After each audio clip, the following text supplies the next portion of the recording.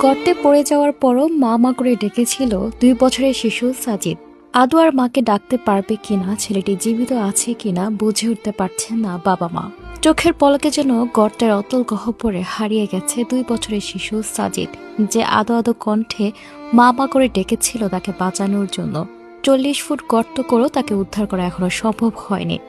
সাজিদকে উদ্ধারে 40 ফুট গর্ত থেকে খোঁড়া হচ্ছে এবার সুড়ঙ্গ।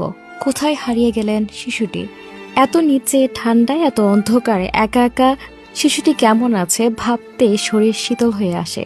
2 বছর বয়সে সাজিদ প্রায় কবরের মতো একটি পরিবেশের ভয়াবহ অভিজ্ঞতা পেয়ে গেছে। অনেকটা জীবিত অবস্থায় তাকে কবরে প্রবেশ করতে হলো। ছেলেকে আল্লাহর জিম্মায় ছেড়ে দিয়েছেন বাবা মা।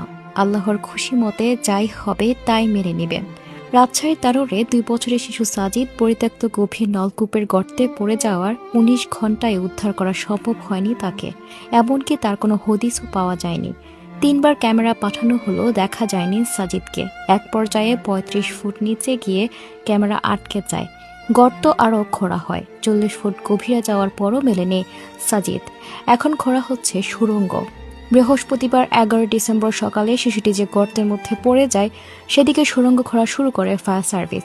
বুধবার 10 ডিসেম্বর দুপুর 1টার দিকে উপজেলার কোয়েলহাট পূর্বপাড়া গ্রামের ধানখড়ের মাঠে মায়ের পিছু পিছু হাঁটতে গিয়ে হঠাৎ 40 ফুট গভীর এক গর্তে পড়ে যায় সাজিদ।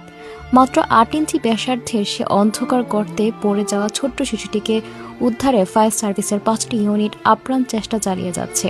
যতই সময় বাড়ছে ততই উৎকণ্ঠা বাড়ছে।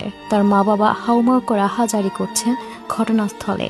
ফায়ার সার্ভিসের 5টি ইউনিট ঘটনাস্থলে উদ্ধার তৎপরতার প্রাথমিক ধাপ পেরিয়ে এক্সকেভেটর দিয়ে মাটি সরানো ছাড়া শিশু সাজিদকে উদ্ধার করা সম্ভব হচ্ছিল না। সিদ্ধান্ত অনুযায়ী ছোট সাজিদকে উদ্ধারে এক্সকেভেটরের খোঁজ করা হচ্ছিল, কিন্তু উচ্চ ক্ষমতা সম্পন্ন এক্সকেভেটর পাওয়া যাচ্ছিল না। এমনকি তানোর উপজেলায় খোঁজ করেও কোনো এক্সকেভেটর পাওয়া যায়নি। অবশেষে রাত 8টার দিকে পাশের উপজেলা মোহনপুর থেকে ছোট্ট 2টি এক্সকেভেটর এনে মাটি খনন শুরু করে ফায়ার সার্ভিস কর্মীরা।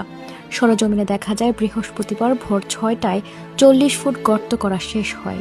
এরপর সে গর্ত থেকে শিশুটি যে গর্তের মধ্যে পড়ে যায় সেদিকে সুড়ঙ্গ খোঁড়া শুরু হয়। প্রায় 1.5 ঘন্টা থেকে সেই সুড়ঙ্গ খোঁড়া চলছে, তবে এখনো পর্যন্ত সাজিদের দেখা মেলেনি। তানোর উপজেলা ফায়ার সার্ভিসের স্টেশন ম্যানেজার আব্দুর রউফ বলেন, আমরা 40 ফুট গর্ত করেছি। সে গর্ত থেকে শিশুটি যে গর্তে পড়েছে সেদিকে সুড়ঙ্গ করা হচ্ছে। আমরা এখনো শিশুটির দেখা পাইনি, তবে শিশুটিকে না পাওয়া পর্যন্ত আমাদের উদ্ধার অভিযান চলতে থাকবে। মানুষের অবহেলায় ভয়াবহ বিপদ নেমে এসেছে ছোট্ট শিশুটির। সবাই এখন আল্লাহর কাছে দুহাত তুলে দোয়া করছে